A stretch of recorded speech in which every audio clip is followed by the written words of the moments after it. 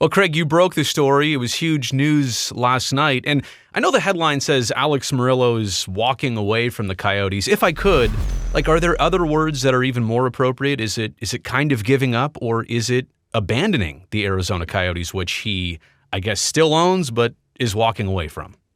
Yeah, I do think he's giving up at this point. I think that's fair to put it that way. He has obviously tried a lot of options. Now you can question the methods by which he tried those and the execution, but he has exhausted all options. I think that's the thinking from Coyotes camp at this point, that they're not going to have the political support locally to get this done, and the other options that they could fall back on create their own sets of problems. I'm sure we can talk about all that on the show, but it's just he doesn't see a path forward. And honestly, from what I've heard with that meeting yesterday when Alex Meruelo Jr. Addressed the staff, I think they're kind of tired of being attacked in the local media. Again, plenty of that is their own doing, but I think they're tired of being the butt of jokes and the butt of criticism. So it's time to walk away with a whole lot of cash. I watched you on PHNX Sports last night, and it sounded like at some point during the day you found out about this. So I'm going to assume that maybe professionally you waited to put this out until the game was over? Well, part of it was that, but part of it is, I don't want to get too granular on journalism standards, Sure. but I had a certain level of sourcing that I wanted to achieve Of course. I was able to do it. And really, the couple final pieces of that came during Game 7 of the Cup final. I was having conversations which took me away from watching a really good game for a time. And then I had to write the story. I had to complete the story. So the timing just happened to be such that I published the story pretty much after the celebration on the ice had died down. So it was good timing. Right. No, and I don't mean to point the spotlight on you. I'm saying from the Coyotes and the Meruelo side, why would they have this unfold on the same day that the hockey world is so intensely focused on a Game 7 of the Stanley Cup? Why didn't they wait until, today or tomorrow to do this? Well, it's a fair question. Yeah. Yeah, I'm sure Gary Bettman was not happy about it, and he'll have to address this probably at the draft. Now, I'm sure he was hoping that he could wait until after the draft. But listen, the Arizona State Land Department cancels the auction that they had hoped to win at that point. Maybe they just said, okay, and I know they were, making some last ditch efforts to see if there was anything that was viable. But at that point, maybe it was simply circumstances that led them to just pull the plug at this point. When the land department canceled the auction and they put out a statement, and then the Coyotes got on social media, they put out a pretty lengthy statement, so long that it had to fit on two different graphics. But at the very end of it, they're threatening legal action. We're going to pursue legal action against the state to the fullest possibility, whatever it said. It's amazing they went from that threat to walking away entirely in 36, 48 hours. But I guess that's kind of par for the course of how things have gone with this organization.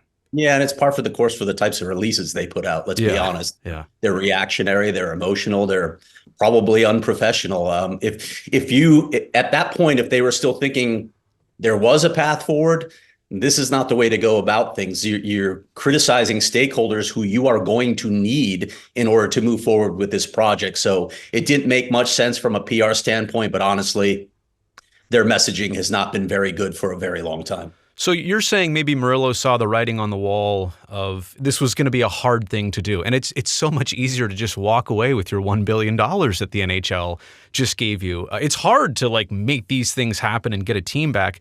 Do you think he gave up based on instincts and preference, or was it more the logistics? Because I know that he didn't have the permit, right, for this site and the auction that he was trying to win. If he had to go through that process, was it just also logistically impossible that he could get it done in the 3.5-year time span? I think it's a mix of all those things. Certainly there was emotional side of it, recognition that they simply weren't going to have the support. They didn't build a lot of bridges while they were here, Brody. They burned a lot of them. Yeah. They didn't develop relationships. And I said this on the show last night. Alex Meruelo made his money by acquiring distressed assets and then, stripping them down and turning them around. The way that you do that is you look at what you owe. You offer your creditors a percentage of what you actually owe, and then you negotiate. So that's kind of how he approached everything here. It was transactional. It wasn't relationship built. You can't do that in professional sports. It's very public, first of all. It's very relationship based. Mm-hmm. I don't think he ever learned that lesson, which was a major reason for his failure. When you look at some of the statements that came out recently from the city of Phoenix, I quoted the Mayor Kate Gallego's office saying they were not willing to give him the sort of tax abatements that he was seeking through the theme park district legislation.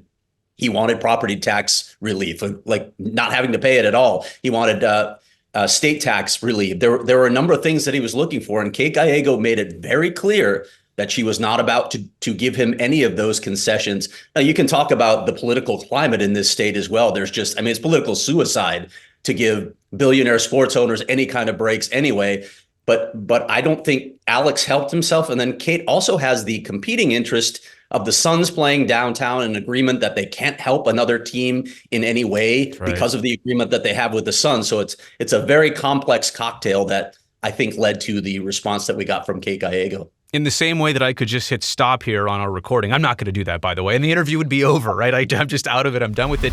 Can he simply hit the stop button on the franchise and it just, kind of dissolves? Or I'll ask the other questions about can somebody buy the rights in a second, but is it as simple as he can just walk away here just like that? He can walk away, but how that process works, I'm not entirely clear. Yeah. The NHL was not exactly forthcoming with all the details of the deal. What we did know was after that news conference, that memorable news conference here in late April, when Alex got up and Gary Bettman also got up to the podium, I did have a chance to sit down with Gary Bettman and Bill Daly privately right after that news conference. And a few of the details became clear: that he had to reactivate the franchise within 3.5 years. And at that point, the arena needed to be 50% complete, and he would also have to put down a significant deposit. So that was the real deadline. But aside from that, they didn't really give us much inclination on what happens if, or indication of what happens if he walks away. That'll probably become clear in the coming days and weeks. I'm not sure when the NHL is officially going to announce this. I know the Board of Governors meets this week, and of course we have the NHL draft, at which point Gary Bettman will almost certainly be asked about this. He may deflect until they're ready. We'll see how that all plays out. What a week. You got Game 7 of the Stanley Cup Final. Pretty soon you're going to have the NHL draft. You're also going to have free agency opening up at the beginning of next week. At some point in here, I think Fanatics is going to come out and debut their new jerseys for the NHL. So literally something every couple days, and then throw in the Coyotes news here from last night. It's pretty crazy. And I guess maybe I should have also addressed this at the very beginning. For somebody watching this who's a hockey fan in the Valley and just wants their Coyotes back, and there were two options. They were either fight with it or fight through it with Meruelo, and hopefully he does this, and he's got the promise of expansion. There's no question about it. Or now there's the alternate route of, somebody else is going to have to pony up the money and jump in the pool of expansion candidates. Is what happened last night and what seems to happen right now, is this actually better for the hockey fan in the Phoenix area? Well, TBD on that, Brody. I know that there were significant amount of people that wanted this to happen simply because Alex was the most expedient path to returning, NHL hockey to Phoenix. I have some reservations about that stance, knowing what I know about this ownership group. We've talked about their inability to connect with any of the stakeholders here in the city. They didn't have much political clout behind them. They didn't build a lot of bridges in the business community. So most people that I talked to that were in the know here or at the league level did not think Alex was going to get this done anyway. I thought it was kind of a pipe dream to assume that he was going to get it done. But I understand that from a fan's perspective. When you look at the other side, I know that there are a couple of groups that are interested. I have spoken to them. But listen, this is a long process, the expansion process. Bill Daly told me that if Alex were to walk away, Phoenix becomes just like any other expansion market. There's no favoritism going on here at this point. They have to show a plan. And any group that comes in, aside from the relationship side of it, they have the same issues that any previous ownership group had. They need an arena. They cannot go back to Glendale. The NHL is not going to okay that. So they need to get an arena built before they can even start this process.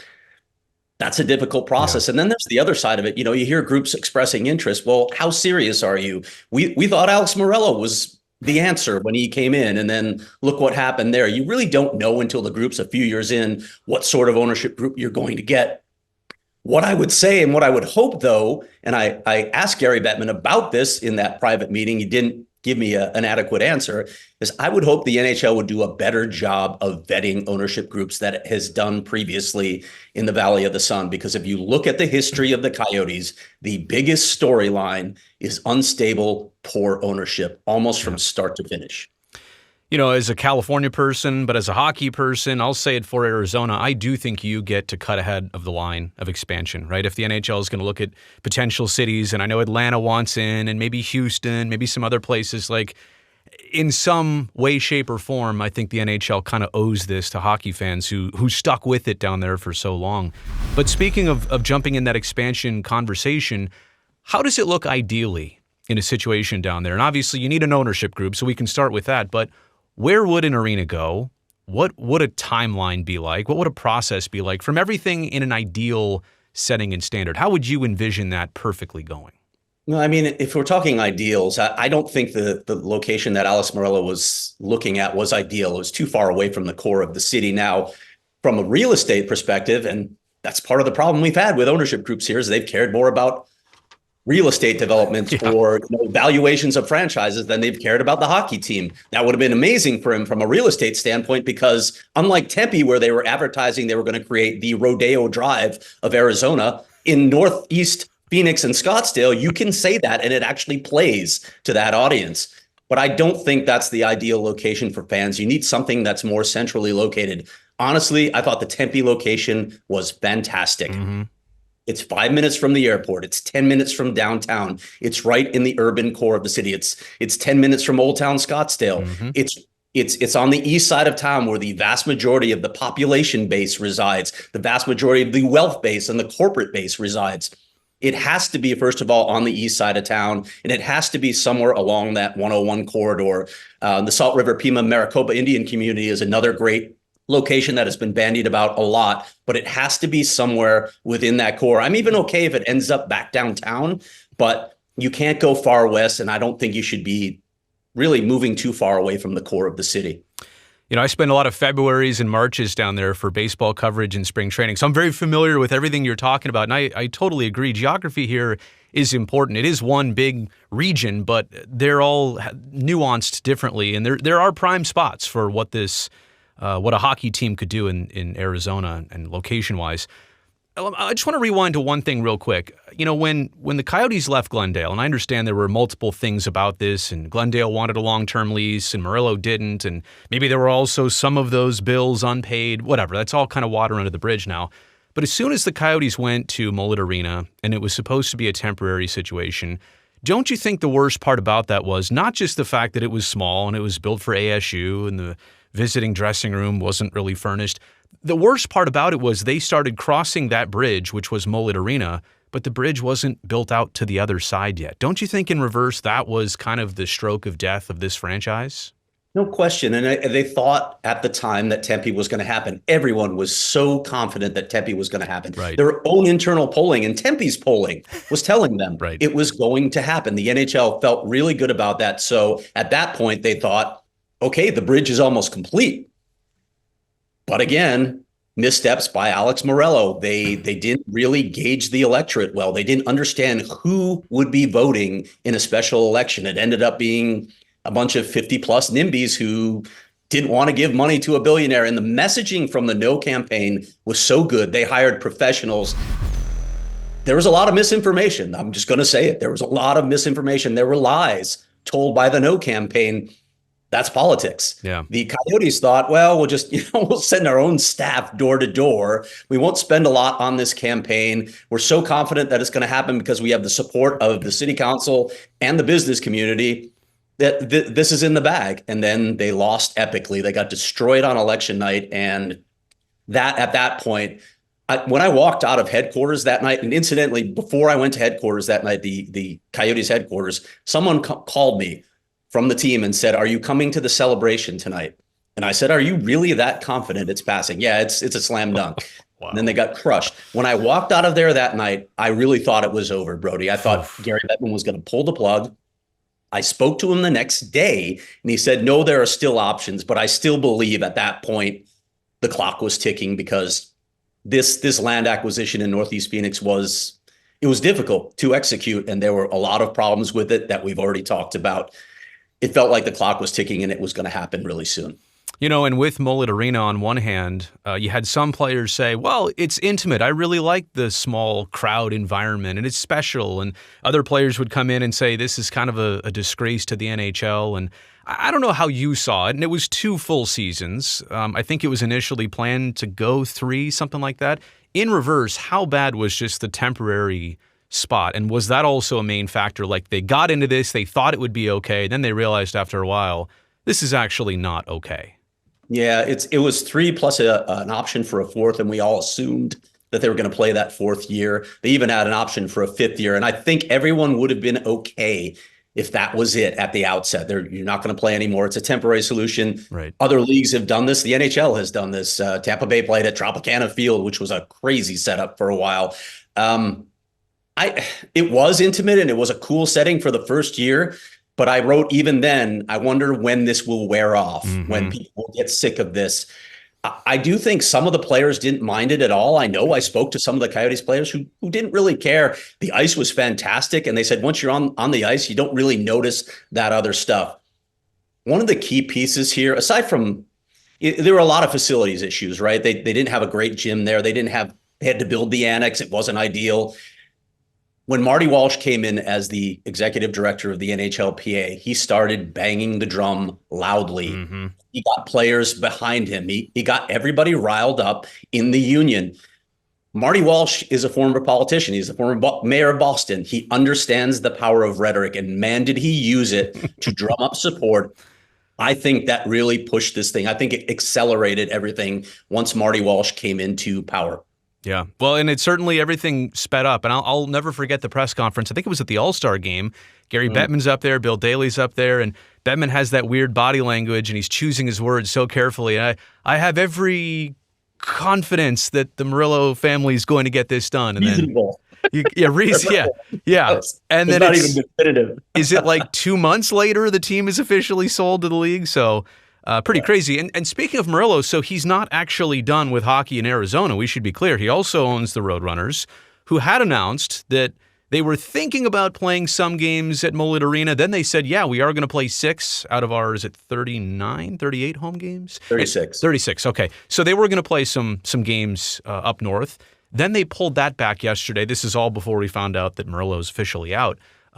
What's going to happen with the Roadrunners? Because as you mentioned last night on PHNX, it doesn't seem like their future in Tucson is very secure.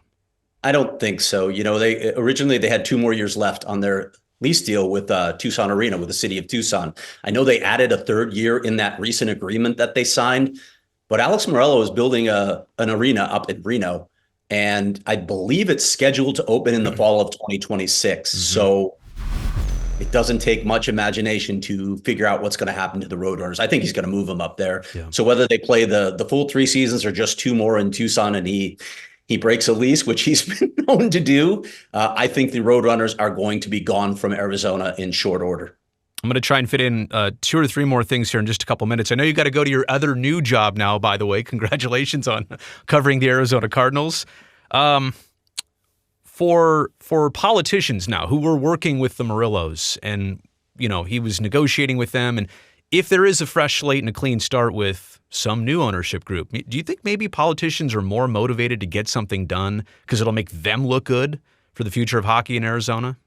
It's a difficult balance. As I mentioned before, the climate is such that it's hard to give any sort of tax incentives or any kind of breaks at all to sports owners. At the same time, I think they understand that it's important to have the team here. There was a groundswell of support for keeping the Coyotes. There are politicians, I know I've spoken to them, who would have loved to keep the Coyotes here and will probably work with that in mind. What I would say is, if it's going to get done, you better build a local coalition of civic leaders. You can't come in. I'm not saying you can't come in as an outsider and make it happen, but if you are an outsider, you better get in touch with those people who can make things happen in this community. In the past, we would have talked about people like Senator John McCain or Jerry Colangelo, who owned the Diamondbacks and the Suns. You need to find those people. And in my opinion, it wouldn't hurt if you had Shane Doan as the face of your ownership, because he is literally royalty in the city. He's the biggest hockey name